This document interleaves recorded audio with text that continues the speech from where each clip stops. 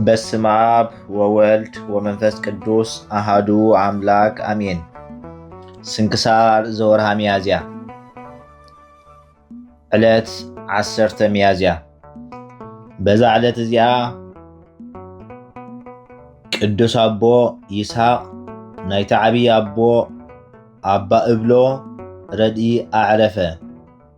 እዚ ቅዱስ እዚ ናይዚ ዓለም ጣዕሙን ፍትወቱን ዝመነነ እዩ። ናብ ገዳም አስቄጥስ ደይቡ መንኮሰ። ንኣባ እብሎ ከዓ ረድኡ ኮኖ። 25 ዓመት እናገልገሎ ተቐመጠ። ስጉኡ ክሳብ ዝደርቕ ዓብይ ተጋድሎ ተጋደለ። ፍትወት ስጋ ዝኾነ ኩሉ ሕልንኡ ቀተለ።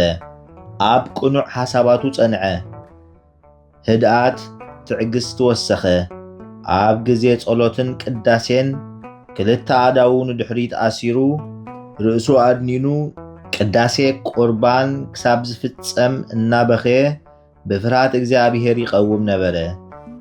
ምስ ወፀ ከዓ በታ መዓልቲ እቲኣ ምስ ማንም ሰብ ኣይራኸብን ነበረ። ሰብ ናብ ገዝኡ ከይኣቱ ኢሉ ድማ ኣፍ ደገ ገዝኡ ከፊቱ ኣይሓድጎን ይዓጽዎ ነበረ። ኣብ ግዜ ጸሎትን ቅዳሴን ምስቲ ምሳኻ ክዛረብ ዝደሊ ስለምንታይ ዘይትዛረብ ኢሎም ምስ ሓተትዎ መለሰ። ንኹሉ ተግባር ገግዚኡ ኣለዎ በሎም።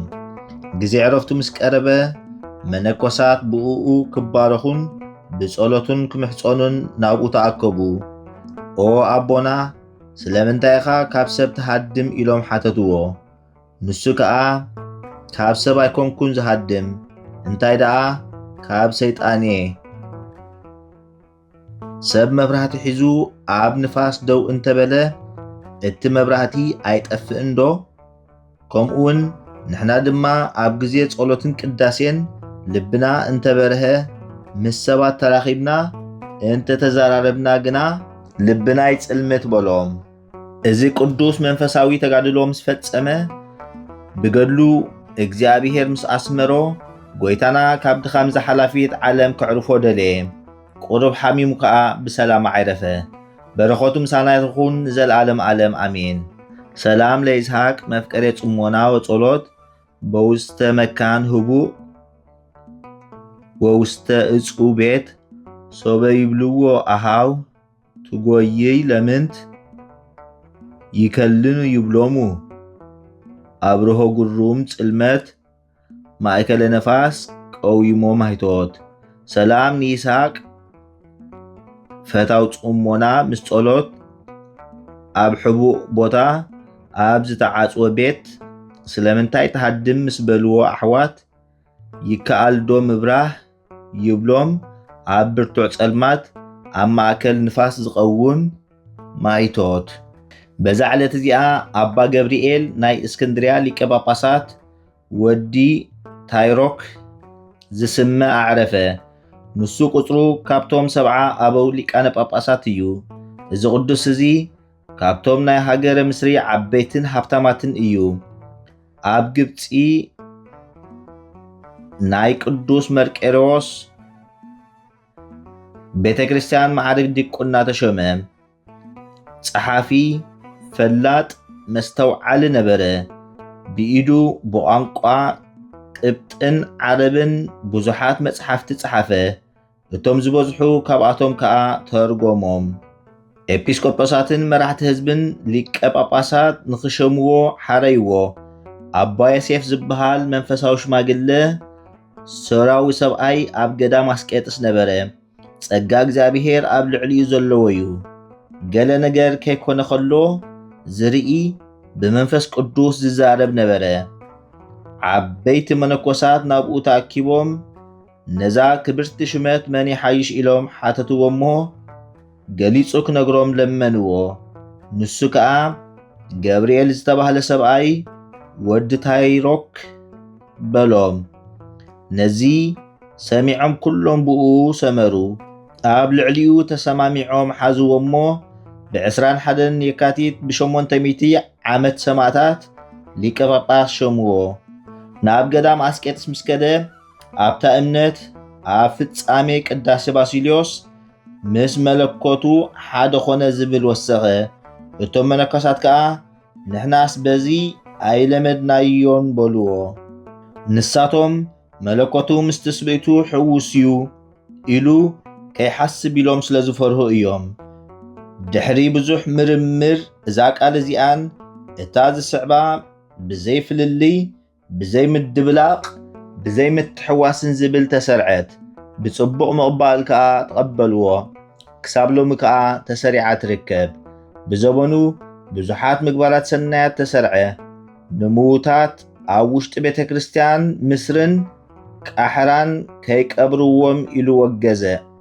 ደጊሙ ነቶም ኣብ ውሽጢ ኣብያተ ክርስቲያናት ቀቢሮሞም ዝጸንሑ ንኹሎም ከውፅእዎም ኢሉ ወገዘ። እዚ ኣቦ እዚ ብዛዕባ ርስቲ መታንን ብዛዕባ ካልእን ቆነናን ናይ ፍርድን ፍትሕን ደረሰ። መጽሓፍቲ ቤተ ክርስቲያን ካብ መጽሓፍቲ ብሉይን ሓዲስን ተርጎመ።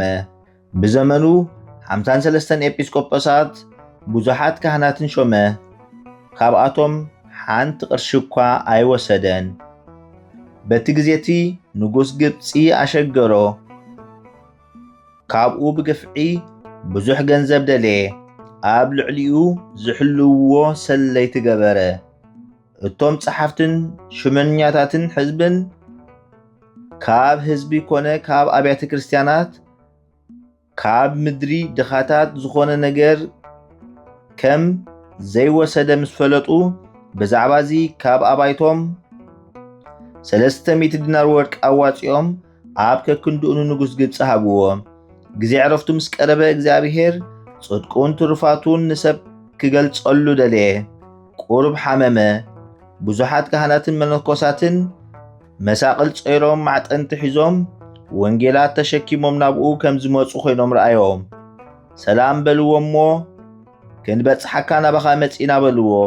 ኣብ መወዳእታ እዛ ዓመት ከዓ ናባኻ ተመሊስና ምሳና ክንወስደካ ኢና በልዎ። ምስ ተንስአ ነቶም ምስኡ ዘለዉ ንኣሕዋት ኤጲስቆጶሳትን ካህናትን እቲ ዝረኣየ ነገሮም። ካብኡ ካብቲ ሕማሙ ሓወየ። ኣብ መወዳእታ እቲ ዓመት ቁሩብ ሓመመ። ደጊሙ ከዓ ነቶም ቅድም ናብኡ ዝመፁ ካህናትን መነኮሳትን ረኣዮም። ሰላም በልዎ እሞ ምስኦም ተሓጐሰ። ሽዑ ነፍሱ ናብ ኢድ እግዚኣብሔር ኣማዕቆበ። ብሰላም ኣዕረፈ። ዘመነ ሽሞቱ ኣብ መንበረ ማርቆስ ወንጌላዊ 14 ዓመት ነበረ። ገሊኦም ከምዚ ዝብሉ ኣለዉ። ነዚ ኣባ ገብርኤል ብዘመኑ ንጉስ ኢትዮጵያ ነባ ሚካኤል ናይ ኢትዮጵያ ጳጳስ ነዛ ሃገር ንኢትዮጵያ ኤጲስቆጶሳት ሽም ኢሉ ኣዘዞ። እቲ ጳጳስ ከዓ ንንጉስ ኣነስ ብዘይካ ትእዛዝ ሊቀ ጳጳሳት ኤጲስቆጶሳት ክሸይም ኣይክእልን የበሎ። ሽዑ ንንጉስ ኢትዮጵያ ናብዚ ኣባ ገብርኤል ሊቀ ጳጳሳት ነዚ ግብሪ እዚ ክፍቐደሉ ማለት ነቲ ጳጳስ ኤጲስቆጶሳት ሽም ንኽብሎ እናለመነ መልእኽቲ ለኣኸሉ። ከምኡ ዝመሰለ መልእኽቲ ድማ ናብ ንጉስ ምስሪ እናለመነ ነባ ገብርኤል ክእዝዞ መልእኽቲ ለኣኸሉ። ነባ ሚካኤል ናይ ኢትዮጵያ ጳጳስ ካልኦት ተወሰኽቲ ኤጲስቆጶሳት ኣብ ልዕሊ እቶም ቅድም ዝተሾሙ ክሸይም ኣዝዝ ዘበሎ። ንጉስ ግብፂ ድማ ነባ ገብርኤል ንናይ ኢትዮጵያ ጳጳስ ኣባ ሚካኤል ንንጉስ ኢትዮጵያ ፍቓድ ክገብረሉ ፍቓድ ሃቦ ኢሉ ኣዘዞ። መኳንንቲ ግብፂ ድማ ናብ ንጉስ ኣትዮም ኣብ ኢትዮጵያ ኤጲስቆጶሳት እንተበዚሖም ደፊሮም ብፍቓዶም ጳጳስ ክሾሙ እዮም። ናባና ፈጺሞም ኣይምለሱን እዮም። ኣብ ማእከልና ድማ ንሓዋሩ ፍልሊ ክኸውን ይበልዎ። ንጉስ ምስሪ ከዓ ነዚ ሰሚዑ ነባም ገብርኤል ከምዚ ኢሉ ኣዘዞ። በል መልእኽቲ ጽሒፍካ ንንጉስ ኢትዮጵያ ካብ ሕጂ ንድሓር ኤጲስቆጶሳት ከይትሸይም ኢልካ ወግዞ ኢሉ ኣዘዞ። እቲ ሊቀ ጳጳሳት ከዓ ከምቲ ንጉስ ግብፂ ዝኣዘዞ መልእኽቲ ጽሒፉ ለኣኸ። እታ መልእኽቲ ውግዘት ኣብ ንጉስ ኢትዮጵያ ምስ በጽሐት እታ ኣዳራሽ ንጉስ ብሓዊ ተቓጸለት። ጥሜትን ሕማምን ኮነ። ኣብ ኢትዮጵያ ዝናብ ከይዘንብ ተኸልከለ። ንጉስ ትእዛዝ እግዚኣብሔር ስለ ዝጠሓሰ ብዙሕ ሽግር በጽሖም። ንጉስ ኢትዮጵያ ናብ እግዚኣብሔር ተመሊሱ ተነስሐ። መልእኽቲ ኣዳልዩ ድማ ናብ ንጉስ ግብፂ እንዳለመነ ነባ ገብርኤል ካብ ግዝቱ ክፈትሖ ክእዝዞ ለኣኸ። ንጉስ ግብፂ ድማ ልመንኡ ተቐቢሉ ኣባ ገብርኤል ከዓ ብፍቓድ ንጉስ መጽሓፍ በረኸት ጽሒፉ ናብ ንጉስ ኢትዮጵያ ናብ ኩሎም ኢትዮጵያውያንን ኣብ ልዕሊኦም እናመረቐ ለኣኸ። እታ መጽሓፍ በረኸት ኣብ ሃገር ኢትዮጵያ ምስ በጽሐት እግዚኣብሔር መዓቱ ካብኣቶም ኣርሓቐ፣ ምሕረቱን ይቕሬቱን ሃቦም፣ ዝናብ ኣዝነበሎም፣ ጥሜትን ሕማምን ካብኣቶም ኣለየሎም፣ ዓብዪ ሓጎስ ከዓ ተሓጐሱ ዝብል ኣብ መጽሓፍ ግብፃውያን ይርከብ እዩ። እግዚኣብሔር ምሕረቱ ይለኣኸልና ኣሜን። ዘቕረብክዎ ማህሌት ኣዘኻኺረ ኣእላፍ ካብቶም ኣዘውቲሮም ዘገልግሉኻ ኩሉ ግዜ ብዘይ ምዕራፍ እንዳኸንብብ ተቐበል ናይ ድኽነተይ መጽሓፍ ዝገበርካ ጎይታ ናይታ መብለት መባኡ ኩፍ ካብ ዘእተውዎ ሃብታማት ናይ ሃብቶም ተረፍ ቅዱሳን ነቢያት ሃዋርያት እውን ሰባኽያን ሰማዕታት ምስ ጻድቃን ደናግል ከዓ መነኮሳት እውን ሄራን ባርኾት ባርኹ ማሕበር እዛ ቅድስቲ ቤተ ክርስቲያን ካብ ዝዓበየ ሽማግለ ክሳብ ዝነኣሰ ህፃን ንዝፀሓፎ ብመጽሓፍ ንዘፀሓፎም ብምድራስ ንዘንበቦ ንዝተርጎሞ ብልሳን ሓዲስ ንቓሉን ሰምዐ ብእዝኒ መንፈስ ብጸሎት ኣድዩ ማርያም ዓራቂት ካብ ኩሉ ምባኣስ ኣሕቢሩ ይምሓረና ኢየሱስ ክርስቶስ። ሰላም ንዓኹም ጻድቃን ምስ ሰማይት ዘዕረፍኩም በዝሎም ዕለት ንዓለም ዘሰነፍኩም ኢኹም ንስኻትኩም ብኩሉ ትዕግስት ኣብ ቅድሚ ፈጣሪ ለምኑ ብኩሉ ሰዓት ብዘይካ ንስሓ ንዓና ከይወስደና ሞት። ሰላም ንዓኹም ናይ ዛዕለት እዚኣ ጻድቃን ኩልኹም ሰብኡትን ኣንስትን በብኣስማትኩም ቅዱሳን ሰማይን ምድርን ማሕበር ስላሴ ንስኹም ምእንቲ ማርያም ኣድዩ ዘኩርና ጸሎትኩም ንኽትሕሉ እናተማሕፂና ኣሎና ብናይ ክርስቶስ ደም